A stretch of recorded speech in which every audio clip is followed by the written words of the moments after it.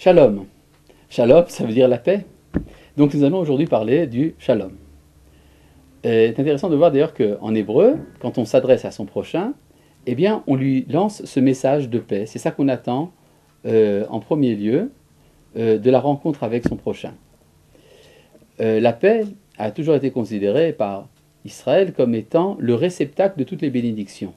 Nos sages ont dit, Dieu n'a pas trouvé de réceptacle de bénédiction plus grand pour Israël que la paix. Et alors, bien évidemment, c'est un sujet tellement important, puisque nos maîtres nous ont même dit que le nom de Dieu était Shalom, que le nom de Dieu était un nom de paix, qu'on risque de se tromper. C'est quoi exactement la paix? Eh bien, la paix, ça signifie tout d'abord, il y a une racine grammaticale qui relie ça au mot shalem, qui veut dire entier. C'est le respect de l'intégralité de l'identité de l'autre, de son bien, de sa personne, de sa terre également, qui est la paix. La paix n'est pas toujours en accord avec la vérité, et ce n'est pas toujours en accord avec toutes les autres valeurs. Et donc il y a ici tout un problème de l'équilibre des valeurs qui doit se réaliser pour réussir l'entreprise de la paix. Souvent une vision naïve dit que les hommes sont faits pour vivre en paix les uns avec les autres. C'est comme si la fraternité était une chose évidente.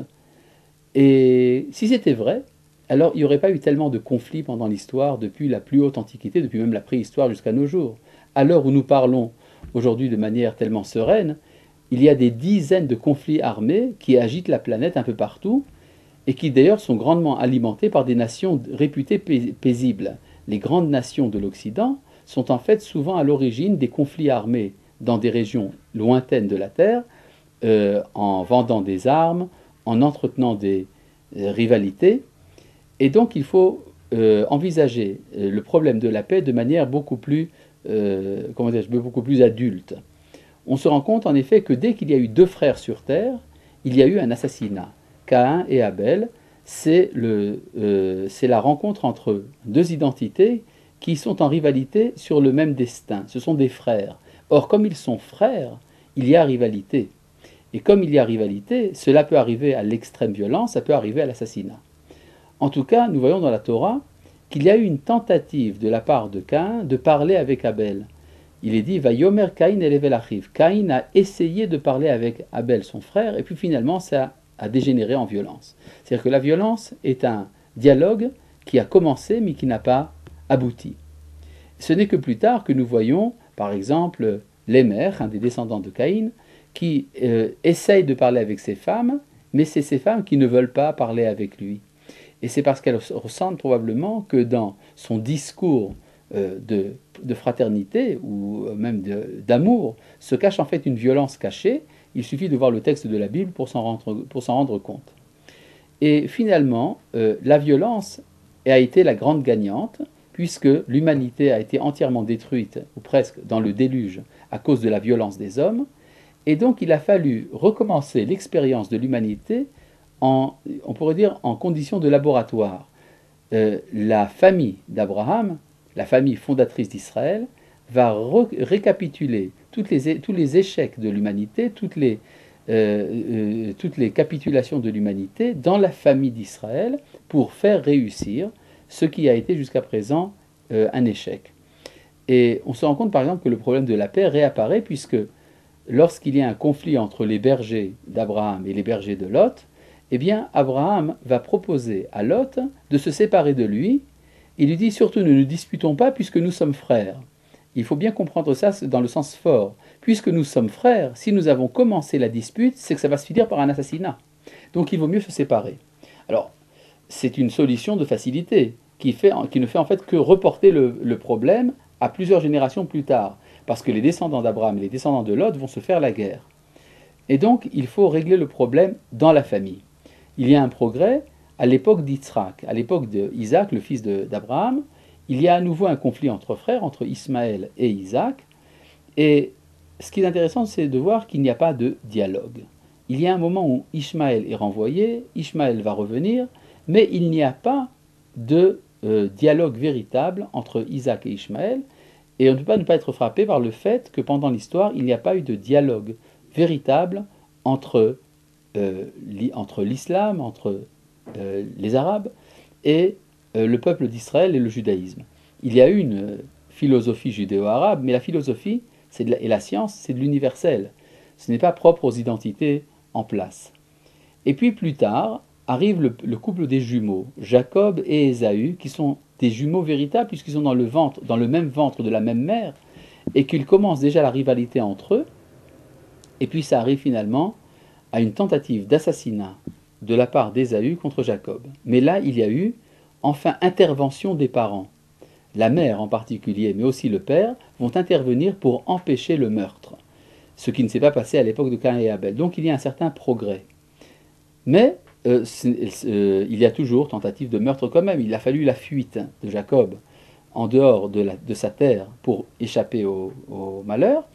Et c'est là-bas qu'il va fonder une nouvelle famille, la famille des 12 tribus d'Israël. Or, dans les 12 tribus d'Israël, il y a un phénomène assez intéressant, puisqu'il y a 4 épouses de Jacob, nous allons avoir 4 premiers-nés. Le premier-né de Léa, le premier-né de Rachel, le premier-né de Bilha et le premier-né de Zilpa. Et il va y avoir une progression dans l'histoire des premiers-nés qui est une tentative de surmonter la violence inhérente à la fraternité. C'est que le premier-né, Ruben, va être celui qui est prédestiné à sauver son frère. En effet, nous savons que Réhouven est celui qui va tenter de sauver Joseph lors du conflit de ses frères. Ce qui est un progrès par rapport à Ésaü qui veut tuer son frère. Mais ce n'est pas encore totalement réalisé, la fraternité n'est pas encore totalement réalisée, puisque Réhouven veut sauver son frère Joseph quand ce Joseph est déjà vivant. Mais le deuxième premier-né, il s'agit de Dan, le fils de la servante de Rachel, Bilha, va naître uniquement dans l'espoir que Rachel puisse avoir elle aussi un fils. Ce qui veut dire que c'est la première fois dans l'histoire qu'un enfant va naître pour donner naissance à son frère. Et puis après, ça continue avec le troisième premier-né, le premier-né de Zilpa, qui est la servante de Léa, qui lui va également naître pour donner un autre enfant à sa mère Léa, qui elle avait déjà des enfants, ce qui est un progrès encore plus grand dans la générosité. Mais tout cela, c'est des biens qui sont faits envers un frère d'une autre mère. Et puis après, on arrive au quatrième premier-né, Joseph, le fils de Rachel, qui lui s'appelle Joseph, Yosef, qui veut dire il ajoutera. C'est-à-dire Dieu ajoutera pour moi un autre fils, disait sa mère. Ça veut dire que c'est la première fois qu'un premier-né va naître dans l'espoir de donner naissance à son frère de sa même mère. Et donc on peut dire qu'à partir de ce moment-là, la supériorité morale de Jacob sur Ésaü est flagrante, et c'est à partir de ce moment-là que Jacob peut affronter à nouveau son frère Ésaü et rentrer en Eretz Israël. Mais tout n'est pas réglé. Au sein même de la famille va apparaître une rivalité entre les frères, entre Joseph et ses frères, plus précisément entre Joseph et Juda, Yosef et Yehuda. Et il y a quelque chose de très intéressant, c'est que la Torah dit que les frères détestaient tellement Joseph qu'ils ne pouvaient pas lui parler de paix. Et Rashi, un des grands commentateurs, nous dit « c'est là leur mérite, c'est qu'ils n'ont pas essayé de cacher ce qu'ils avaient dans leur cœur ». Et effectivement, on ne peut arriver à régler des problèmes de conflit que si on a tout dit, que si la diversité des opinions est mise véritablement en évidence. Ce qui a failli d'ailleurs arriver à un assassinat. Mais finalement, dans cette famille dans laquelle le conflit a été si violent, ils ont réussi à faire la paix entre eux. Et si la paix entre des frères qui voulaient se tuer a été possible dans ce monde, ça veut donc dire qu'il y a un réceptacle de la paix dans l'histoire, et donc nous sommes assurés qu'à partir de ce noyau de paix qui est le peuple d'Israël, eh bien l'histoire peut réussir. C'est pour ça que le livre du commencement, le livre de Béréchid, de la Genèse, s'arrête justement au moment où nous sommes assurés que cette paix entre les frères est véritable, et c'est alors que peut commencer l'histoire des hommes, le livre de l'Exode, Shemot, qui va nous raconter la formation du peuple d'Israël, qui est porteur du message de paix pour l'humanité tout entière. Et même si ça prend plusieurs milliers d'années, même si on peut se tromper parfois sur la nature de la paix, nous sommes assurés que, étant donné que ce projet de paix est porté par Israël, eh bien finalement, cela amènera à une réunion de tous les cœurs de l'humanité en un seul cœur dans la connaissance du Créateur. Shalom.